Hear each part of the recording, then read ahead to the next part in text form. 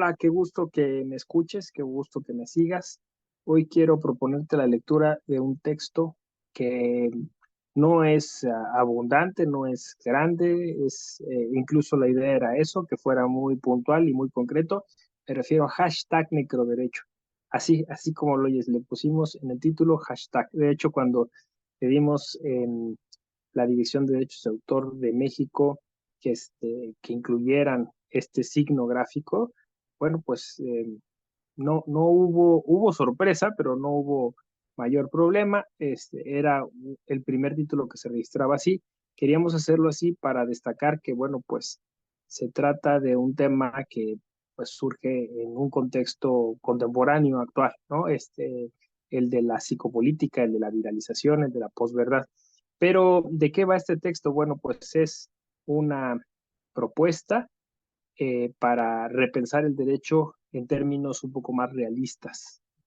Yo sé que, bueno, el derecho tiene muchas facetas y tiene una polisemia intrínseca a su ejercicio y a su reflexión, ¿no? A su concepto. Pero bueno, estábamos justo repensando en México y concretamente la Universidad Nacional Autónoma de México si existía mm, una teoría jurídica mexicana, eh, después incluso lo ampliamos a latinoamericana, y cuáles serían los insumos o los elementos que estarían ligados a esa idea. Entonces, pues caímos en cuenta que había que pensarlo desde el contexto, eh, desde nuestro, desde nuestro propio contexto, desde nuestro propio espacio-tiempo, y notamos muy pronto que, bueno, pues allí había una cuestión relacionada con el ejercicio del derecho. Yo lo denominé lesivo, ¿no? O sea, es decir, una instrumentalización del derecho para lastimar a las personas, como un dispositivo, dice Giorgio Agamben, que se utiliza pues a veces bien, pero muchas veces mal. Y me llamó mucho la atención que pues casi siempre todas las explicaciones en torno al derecho son explicaciones del otro lado, sesgadas, ¿no? Esto quizá porque prima en la teoría del derecho una explicación idealista, o sea, es decir, a partir del modelo normativo, del sistema, de los objetivos y fines del derecho, pero no realmente de los resultados, de las consecuencias de su ejercicio. Eh, Como que eso se queda corto, ¿no? Dicen, ese enfoque es un enfoque sociológico, ¿no? En su momento se dice. Pero aquí la intención, la idea era, eh, como dije, considerarlo desde el plano mexicano, desde el plano latinoamericano. Y en América Latina estamos constantemente discutiendo estas cuestiones relativas al derecho a la verdad y a la memoria. Y lo que yo notaba, pues es que pues, hablamos muchas veces de desaparecidos, de desapariciones forzadas, como se les denomina técnicamente, de muertes violentas, hablamos de crímenes de Estado, hablamos de, bueno, pues de todas estas, en México aún peor, ¿no? Fosas clandestinas, trata de personas. Entonces, todos estos temas lastiman mucho a la sociedad y el derecho puede como lavarse las manos y decir, no es asunto mío, ¿no? Este, el sistema está dado, el que se ejerza de manera eh, incorrecta es otro cuento. A mí me parecía que no, a mí me parecía que incluso podíamos hacer la reflexión desde el derecho, ¿no? O sea, desde eh, la ley permisiva, que si se quiere, y no con esto no quiero abogar por un punitivismo, ¿no? O sea, no de aumentar las penas, no, sino me refiero a pues una ley que a veces es letra muerta o que a veces es eh, demasiado compleja, distante, ¿no? Bajo esta presunción de que todas las personas conocen el derecho y que por eso les es obligatorio. Y todos estos principios que generaron una gran ficción en la modernidad y que llevaron a esta lejanía entre ese derecho legislado y la sociedad. Entonces, una sociedad desinteresada por estos temas, en tanto que le son eh, distantes, en tanto que le son desconocidos, ¿no?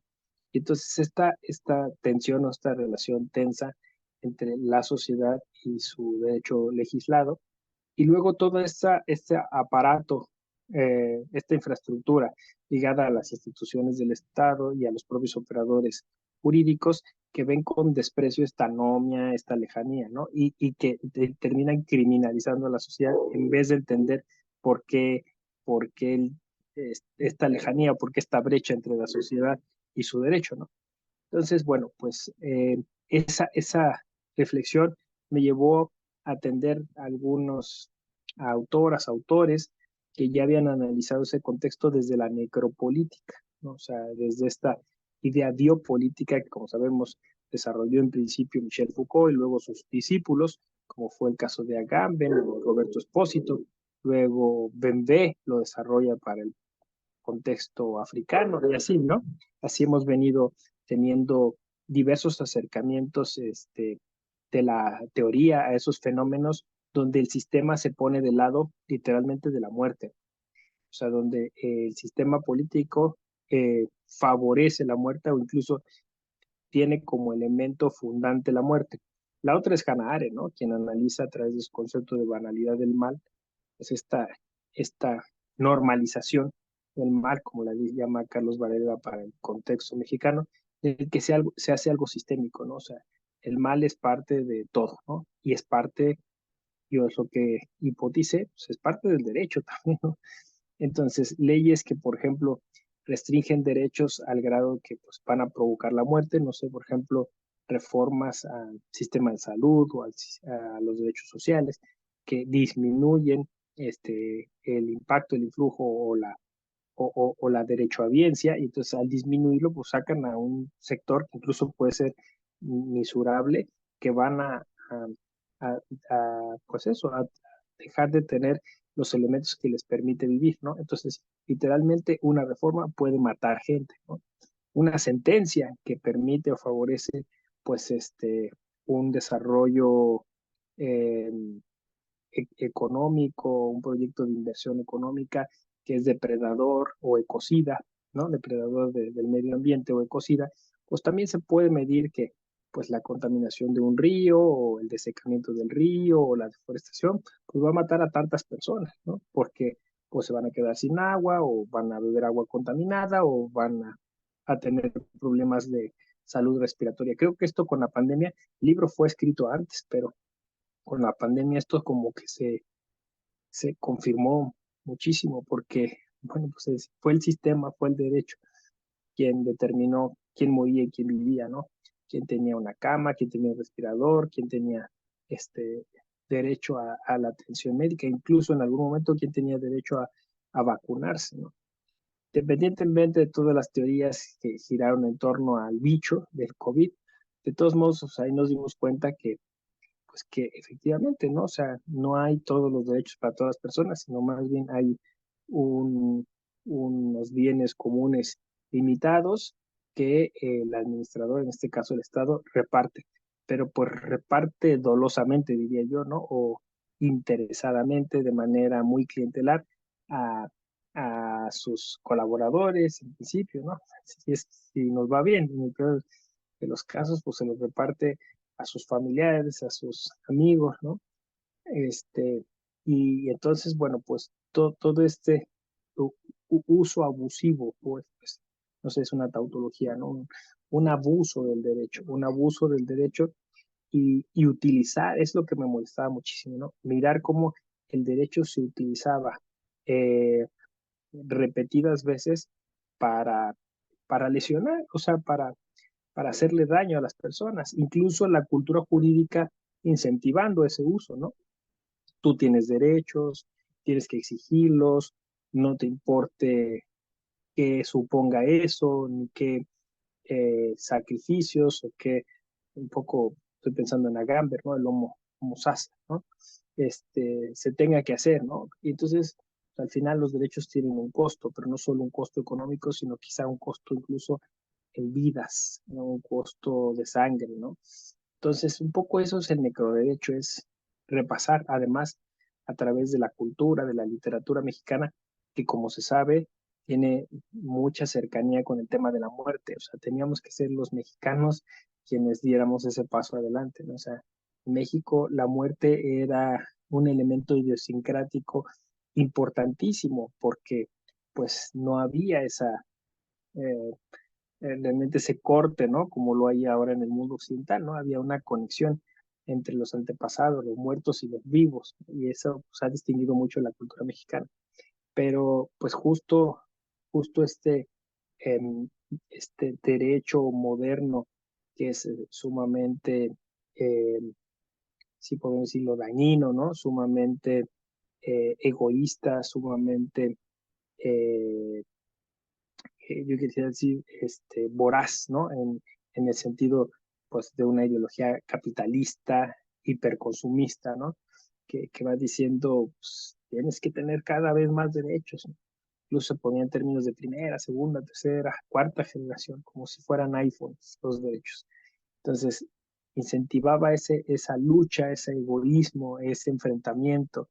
Eh, no saludable, porque, claro, siempre en el contexto humano, pues va a haber alguna disputa, pero pues para eso justamente creamos una zona, un área llamada proceso, en la cual pues esas disputas pueden solucionarse.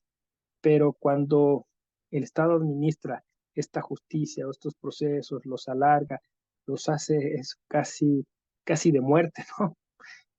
Porque pueden durar años o porque a veces son injustos o porque están cargados de corrupción, ¿no? Entonces, un poco eso, ¿no? Un poco esa desproporción, o sea, ese ideal con el que uno estudia derecho pensando que pues, va a traer orden social, justicia, va a traer beneficios para la gente y eventualmente te das cuenta pues, que esos beneficios son para los grupos de poder, para los grandes capitales o pues para los estados autocráticos que utilizan esos recursos para mantenerse más tiempo en el poder o pues para generar impunidad respecto de las atrocidades que hacen o del, como decía yo, de la familia o amigos a los que favorecen, ¿no? Entonces, pues un poco fue esa fue la intención de abordar este tema.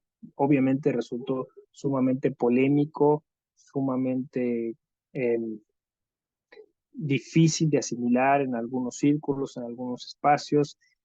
Afortunadamente en muchos otros tuvo buena acogida.